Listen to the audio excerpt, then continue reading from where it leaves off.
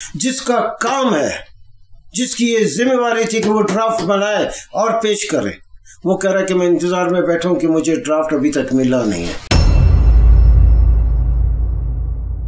ایک حکومت جج کو اپوائنٹ ہی خود کرے گی۔ جب ایک حکومت جج کو کی تقرری کرے گا، اس کو عدالت میں لا کے بحیثیت جج اس کو بٹھائے گا، وہ جج کبھی زندگی میں اس حکومت کے خلاف کوئی فیصلہ دے سکتا نہیں دے سکتا۔ کہ ان عدالتوں میں لوگوں کو وہ انصاف نہیں ملتا ہے جو انصاف ملنا چاہیے۔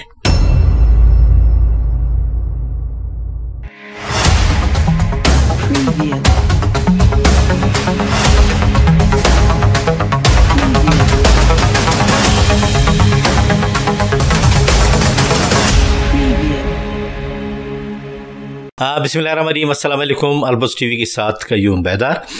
ناظرین، آج ہم 26ویں آئینی ترمیم کے حوالے سے بات کریں گے اور ہم ملک کے نامور وکیل ایڈوکیٹ علی احمد کرد صاحب کے پاس آئے ہیں۔ کرد صاحب، اس آئین کے حوالے سے کیا کہنا چاہیں گے؟ اس آئین ترمیمی آئین کو اگر آپ اٹھا کے دیکھ لیں، ڈرافٹ اٹھا لیں، جس طرف سے بھی آپ اس کو پڑھنا شروع کریں تو ٹارگٹ سیدھا جا کے منصور علی شاہ کے ذات پہ، شخصیت پہ آ کے ٹھہرتی ہے۔ یہ میں عدالت کا آدمی ہوں، میں وکیل ہوں، ساری زندگی ہم نے پریکٹس کی ہے، ججز کو جانتے ہیں، ججز ہمیں جانتے ہیں۔ یہ حقیقتاً صرف اور صرف یہ سارا ڈرامہ جو 1.5 مہینے سے چل رہا تھا، اس کی بنیاد یہ تھی کہ کسی نہ کسی طریقے سے ہونے والا دی کمنگ مطلب چیف جسٹس، اس کو کسی نہ کسی طریقے سے چیف جسٹس بننے سے روکنا تھا۔ اچھا، ہماری جو بڑی سیاسی پارٹیاں ہیں، پیپلز پارٹی ہے، مسلم لیگ ہے، GI ہے، جمعیت علماء اسلام یا دیگر پارٹیاں ہیں، کیا انہوں نے اس کا مطالعہ نہیں کیا یا ان کے مفادات ہیں اس میں؟ نہیں، بالکل آپ صحیح کہہ سکتے ہیں۔ میں تو کہتا ہوں کہ کسی نے اس ڈرافٹ کو دیکھا بھی نہیں ہوگا۔ مطالعہ تو بہت بڑی بات ہے، کیونکہ یہ آیا کہیں اور سے۔ اس کا سارا جتنا بھی آپ دیکھیں، یہ ایک ایسی گورنمنٹ کو جو 47 کی بنیاد پہ جس کو حکومت بنائی گئی ہے اور جو آپ حکومت کر رہی ہے، لوگ اس کو نہیں مانتے۔ تو ایک ایسی حکومت، ایک ایسی کولیشن گورنمنٹ جس میں مسلم لیگ ہے، پیپلز پارٹی ہے، MQM ہے، یہ سارے، ان سب نے یہ جو کانسٹیٹیوشنل امینڈمنٹ ہے، اس کی جو بنیاد ہے اس میں بدنیتی ہے۔ یہ سب یہ سمجھتے ہیں کہ یہ جس طریقے سے یہ آئینی ترمیم کو پاس کیا گیا، رات کے 12 بجے میں اجلاس ہوتے رہے اور آخری نیشنل اسمبلی نے صبح 5 بجے کے قریب جو ہے یہ اپنی کاؤنٹنگ کمپلیٹ کی اور انہوں نے کہا کہ یہ امینڈمنٹ جو ہے پاس ہو چکی ہے۔ تو اس لحاظ سے اب ان کا مقصد پورا ہو گیا ہے۔ اب منصور علی شاہ صاحب جو ہے وہ چیف جسٹس نہیں بن رہے ہیں۔ اب وہ پہلی جو سپریم کورٹ تھی، وہ پہلی جو ہائی کورٹس تھے، ان سب کے اختیارات میں زمین آسمان کے حد تک جو ہے اکاڑ پچاڑ پیدا ہو گیا۔ اب میں کہتا ہوں، میں نے آج بھی کہا کہ یہ ہمارے ہائی کورٹ میں بیٹھے ہوئے، جیسے ابانیہ پاکستان میں جہاں بھی کوئی ہائی کورٹ ہے، اس میں بیٹھے ہوئے جج کے مقابلے میں اس ضلع میں بیٹھا ہوا ڈسٹرکٹ اینڈ سیشن جج زیادہ انڈیپینڈنٹ اور زیادہ طاقتور اور زیادہ آزاد، زیادہ صحیح قسم کے ججز میں اس کا مقام ہے۔ وہ صحیح جج ہے، اس کے پاس اختیارات ہے۔ یہ ہائی کورٹ میں جو بیٹھے ہوئے، ان کو آج بھی جتنے بھی پیٹیشنز پیش ہوتے رہے، ان کو پتہ نہیں کہ ہمارے اختیارات ہیں یا نہیں ہیں۔ تو یہ سارے اختیارات لے لیے گئے۔ تو ہائی کورٹ میں سب سے بڑا اختیار جو استعمال ہوتا رہا ہے، ججز استعمال کرتے رہے ہیں، ساری وکلا کی ساری پریکٹس اس بنیاد کہ جہاں پر کوئی بنیادی حقوق کی وائلیشن ہے، جہاں پر کسی بنیادی حقوق کے اوپر زد پڑی ہے، جہاں کسی شخص شہری کے بنیادی حقوق کو چھینا گیا ہے یا اس کو اس بنیادی حقوق سے دور رکھا گیا ہے، تو فوراً وکلا ہائی کورٹ میں پہنچتے تھے اور ہائی کورٹ اپنے 199 آرٹیکل 199 کے بنیاد پہ اس ہونے والی جو بنیادی حقوق کی خلاف ورزی تھی اس میں روک تھام کرتے تھے، اس کو روکتے تھے اور اس آدمی کی دادرسی ہو جاتی تھی، اس آدمی کو اس میں रिलीफ मिलता था। अच्छा, हमारे जो पार्टियां हैं, बड़ी बड़ी पार्टियां हैं, इनके तो बाकायदा जो वकला हैं वो मेंबर भी हैं और उनका पैनल भी है, उन्होंने भी कोई मशवरा नहीं दिया और उन्होंने भी इसका मुतालिया नहीं किया। मैं कहता हूँ फिर मैं आपको कहता हूँ कि ये ड्राफ्ट ही बाहर से आया है, ये ड्राफ्ट ही किसी और जगह से आया, ये मजबूरी के तहत किया। ये सिर्फ वकीलों ने इसमें नोक पलक उसकी संवारा है कि इसको ऐसे कर दें, इसको ऐसे कर दें, उसमें और कुछ नहीं। तो ये इस वक्त जितना भी हो रहा है और हुआ है, ये सारा जुडिशल सिस्टम जो हमारा 76 साल से जो हमारा जुडिशल सिस्टम था, वो सारा का सारा, अंग्रेजी में लफ्ज कहते हैं कोलैप्स होना, बिल्कुल एक इमारत, ऊपर ऊंची वाली इमारत धड़ाम से नीचे गिर गई है। इस वक्त आईनी अदालत बन रही है। जब आईनी अदालत बन रही है तो सुप्रीम कोर्ट और सुप्रीम कोर्ट में बैठे हुए जजेस का फिर काम क्या रह गया? सारे सुप्रीम कोर्ट में और सारे हाई कोर्ट्स में काम अगर होता है और होता रहेगा, वो तो आईनी दरख्वास्तें हैं। आईनी दरख्वास्तों का अगर आप निकाल दे, बाकी तो सिर्फ क्रिमिनल अपीलें रह जाती हैं, सिविल अपीलें रह जाती हैं। एक मेरा और आपका किसी और का जायदाद का झगड़ा है, उस पर जो थोड़ा बहुत जो भी फैसला जाता है सुप्रीम हाई कोर्ट में, उनकी अपीलें होती हैं या रिविजन्स होती हैं। इसी तरह क्रिमिनल मामले में इस शख्स ने ये जुर्म किया, इसकी ये सज़ा सही मिली है, गलत मिली है, वो हाई कोर्ट में आके उसकी अपीलें से हम क्रिमिनल रिविजन्स कहते हैं। अब वो रह गई हैं और क्या करें सुप्रीम कोर्ट हाई कोर्ट और क्या करे? हाई कोर्ट सुप्रीम कोर्ट के जितने भी इख्तियारात हैं, अभी मैं आपको क्या बताऊं आपके नाज़रीन के लिए, उसमें जो भी इख्तियारात हैं कि मिसाल के तौर पर आर्टिकल 186 है, वो इख्तियार है जिसके तहत सदर पाकिस्तान वो सुप्रीम कोर्ट को एक रेफरेंस भिजवाता है और उससे राय लेता है कि इसके ऊपर आप मुझे राय दें कि ये जो पॉइंट है, ये जो हकीकत है, इसमें हुकूमत को क्या करनी चाहिए। इसी तरह आर्टिकल 187 187 जिसमें कि सुप्रीम कोर्ट आखिरी हद तक जाएगी और इंसाफ के जो तकाजे उनको पूरा करेगी।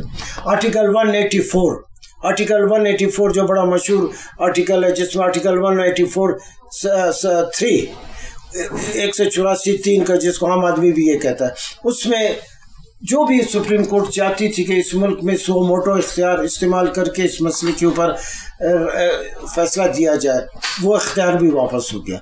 अब 185 है, 185 में सिविल और क्रिमिनल अपीलें सुप्रीम कोर्ट में लगती थी। उसमें बहुत बड़ी जो एक पेटिशंस थी, वो हाई कोर्ट के दिए हुए फैसलों के बरखिलाफ सुप्रीम कोर्ट में 185 के तहत हम जाते थे। उनमें सिर्फ क्रिमिनल अपीलें, क्रिमिनल पेटिशंस रह गई हैं, बाकी ख़त्म। तो ये है, तो इसका मतलब सिर्फ इन्होंने न सिर्फ मंसूर अली शाह को हैसियत चीफ जस्टिस बनने से रोका है, बल्कि सारा सिस्टम का तिया पांचा करके रख दिया। अब उसमें कुछ नहीं है। अच्छा, इस आईनी तरमीम की जद में इमरान खान भी आ सकते हैं? नहीं, फिलहाल तो उस लिहाज से मैं बात नहीं कर रहा हूँ। मैं तो सुप्रीम कोर्ट के हाई कोर्ट के इख्तियारात की बात कर रहा हूँ। मगर साफ ज़ाहिर है कि इमरान खान के जितने भी उसके खिलाफ केसेस हैं, उन केसेस को हर लिहाज से आईनी बुनियाद पे, आइन की बुनियाद पे उनको चैलेंज किया गया। जब चैलेंज किया गया तो सुप्रीम कोर्ट में सारी वो पिटीशन जाती थी। अब वो सुप्रीम कोर्ट में वो पिटीशन नहीं जाएंगी, वो जो है जो आईनी बेंच बना हुआ है उसमें जाएगा। आईनी बेंच में इसमें अपनी मर्जी के जज बैठे हैं, साफ ज़ाहिर वही फैसला दें जो इमरान खान के खिलाफ होगा और जो उसके हक में होगा, हुकूमत के हक में होगा। तो इस लिहाज से अब इंसाफ नाम की कोई चीज़ अदालतों में रही नहीं। वो इंसाफ जो आपको सेशन जज, डिस्ट्रिक्ट सेशन जज में जो आपको मिल गया, वो आपका नसीब है, बाकी ऊपर कुछ नहीं। अच्छा, ये हमारी जो सियासी पार्टियां हैं, इनके वकला ने कहा कि हमने इसको देखा हुआ है और वो उन शिकों को जिसमें हमें इतराज़ था वो हमने निकाल दिया है। नहीं, साफ ज़ाहिर एक ड्राफ्ट जब आया तो उस पर ऊंच नीच तो हुई, उसमें या एतराज़ात हुए या किसी ने कहा कि इसको निकालो, इसको रहने दो। उस हद तक सिर्फ मैंने कहा कि उसकी काट चांट की है, एक चीज़ को काटना, एक चीज़ को निकालना, उस हद तक किया है और तो कुछ नहीं किया। कौन वकीलों ने किया? हालांकि बड़े वकील हैं, मगर बड़े वकीलों का कमाल इस ड्राफ्ट में नहीं है कि बड़े वकील कहें कि हमने बैठ के ये ड्राफ्ट बनाया। आपके सामने लॉ मिनिस्टर, ये जिसकी जिम्मेवारी है, ये जिसकी कानूनी ड्यूटी थी, वो लॉ मिनिस्टर किस लिए बना है? اس کو بنایا اسی لیے کہ قانون اور آئین کے حوالے سے جو بھی حکومت کا کوئی کام ہوگا، جو مسئلہ ہوگا، عدالت میں یا کسی بھی لحاظ سے اس پہ وہ اپنی رائے دے گا۔ تو اتنی بڑی کانسٹیٹیوشنل آئینی ترامیم ہوئی، اس میں دور دور تک اس کا کوئی عمل دخل نہیں ہے۔ اس نے خود 2 ہفتے پہلے اتوار کی رام جو اجلاس چل رہا تھا سینٹ کا، اس میں اس نے کہا کہ اس وقت رات کے 11:15 بجے میرے پاس ڈرافٹ نہیں پہنچا۔ جس کا کام ہے، جس کی یہ ذمہ داری تھی کہ وہ ڈرافٹ بنائے اور پیش کرے، وہ کہہ رہا ہے کہ میں انتظار میں بیٹھا ہوں کہ مجھے ڈرافٹ ابھی تک ملا نہیں ہے۔ تو اس لحاظ سے اس کی کوئی اہمیت نہیں۔ اس میں وکلا نے جو فیصلہ کیا اور بالکل صحیح فیصلہ کیا، وکلا کسی حد تک بھی اس آئینی ترامیم کو نہ تسلیم کرتے ہیں نہ مانتے ہیں۔ ہم نے کوئٹہ ہائی کورٹ میں ہمارے ساتھیوں نے اسلام آباد ہے سپریم کورٹ میں، باقی ساتھیوں نے لاہور اور کراچی اور پشاور ہائی کورٹ میں، ساری جتنی ہماری بار ایسوسیشن کے ساتھی ہیں، انہوں نے کہا کہ ہم اس ترامیم کو ہم مسترد کرتے ہیں اور کسی بھی صورت میں اس کو ہم قابل عمل ہونے نہیں دیں گے۔ ہو گیا، منظور ہو گیا، ہم نہیں مانتے، ہم انکار نہیں کرتے، مگر جس طریقے سے اس کو چلنے میں یقیناً ہم اس طریقے سے نہ یہ عدالتیں اس کو چلانے کے لیے تیار ہیں، نہ وکیل اس میں اس طریقے سے اپنا عمل دخل پیش کریں گے۔ عدالتوں میں سب سے اگر کام چلتا ہے تو وکیلوں کی ذہانت کے حوالے سے چلتا ہے۔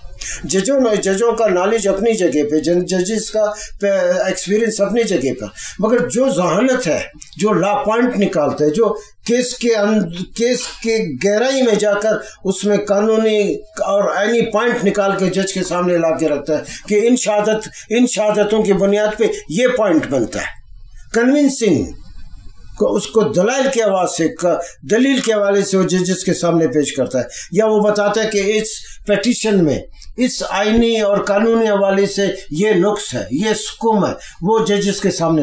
تو یہ سارا کام وکیلوں کا ہے۔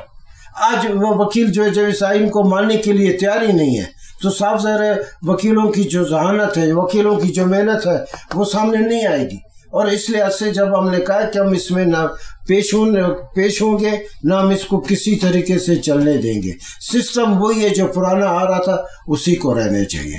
اس کو اگر آپ چھیڑتے ہیں، صرف یہ ہے کہ ان کو ایک خطرہ تھا کہ منصور علی شاہ آئے گا اور فارم 47 کے حوالے سے جتنی پیٹیشنز پڑی ہیں وہ ٹیک اپ ہوں گی۔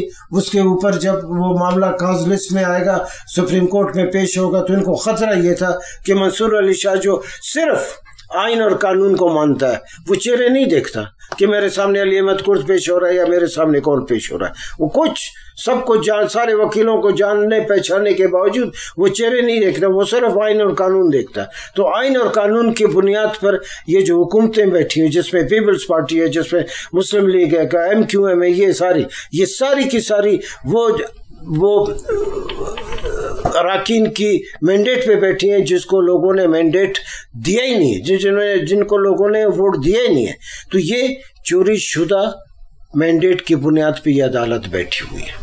اس لحاظ سے یہ چاہتی یہی ہے کہ صحیح قسم کے ججز نہیں ہوں، وہ جج ہوں جو ان کی اپنی مرضی کے ہوں۔ اب ایک کانسٹیٹیوشنل امینڈمنٹ میں وہ جب ایک حکومت جج کو اپوائنٹ ہی خود کرے گی، جب ایک حکومت جج کو کی تقرری کرے گا، اس کو عدالت میں لا کے بحیثیت جج اس کو بٹھائے گا، وہ جج کبھی زندگی میں اس حکومت کے خلاف کوئی فیصلہ دے سکتا نہیں دے سکتا۔ تو اس کا مطلب انصاف تو نہیں ہے۔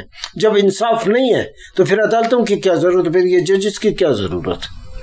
پہلے بھی ہم وکیلوں نے کہا ہے، بار بار کہا ہے، میں نے کہا ہے، دوسرے ساتھیوں نے کہا ہے، وکیل رہنماؤں نے کہا ہے کہ ان عدالتوں میں لوگوں کو وہ انصاف نہیں ملتا ہے جو انصاف ملنا چاہیے۔ مگر پھر بھی جو لوڑی لنگڑی عدالتیں تھی، جس کو وکلا کی جدوجہد کی بنیاد پر جو سامنے لگائی گئی تھی یا انصاف مل رہا تھا، اب وہ سارا کا سارا ختم ہو گیا۔ اب صرف اور صرف وہی ہوگا جو حکومت چاہے گی۔ حکومت کے اپنی مرضی کے جج بیٹھے ہیں، حکومت کے اپنی مرضی کے نمائندے بیٹھے ہیں جو ججز کی کارروائی کو لک آفٹر کریں گے، ایگزامن کریں گے، کہ ان کو بتائیں گے کہ تم صحیح نہیں جا رہے ہو، تمہارے فیصلے صحیح نہیں ہے، لہذا تم کو وارن کیا جاتا ہے۔ جب ایک جج کو ایک پارلیمانی کمیٹی، پارلیمان میں بیٹھے ہوئے کچھ لوگ جب ایک ہائی کورٹ کے جج یا سپریم کورٹ کے جج کے بارے میں کہیں کہ ہم نے تمہارے سارے کیسز کو دیکھا ہے، تمہارے فیصلوں کو پڑھا ہے، تمہارا معیار مطلب حکومت کے معیار کے مطابق، سٹینڈرڈ کے مطابق تمہارا جو فیصلوں کا معیار ہے یا تمہارا طریقہ کار وہ ہمیں پسند نہیں ہے، ہم تم کو 5-6 مہینے دیتے ہیں، اس میں محتاط کر کے سیدھا ہو جاؤ، ورنہ میں اتنی بڑی طاقت ہے، وہ جج کہے گا صاحب میری جان چھوڑو، جو کہیں گے میں کرنے کے لیے حاضر ہوں، تیار ہوں۔ اس طریقے سے تو عدالتیں نہیں چلتی ہیں، آپ نے عدالتوں کا مذاق بنایا ہوا۔ بہت بہت شکریہ ایڈوکیٹ علی احمد کرد صاحب۔ ناظرین، آپ نے ایڈوکیٹ علی احمد کرد صاحب کی باتیں سنی اور انہوں نے جس طرح اس آئینی ترمیم کے حوالے سے اپنے خیالات پیش کیے، امید ہے کہ آپ جان چکے ہوں گے۔ قیوم بیدار کو اجازت دیجیے، اللہ حافظ۔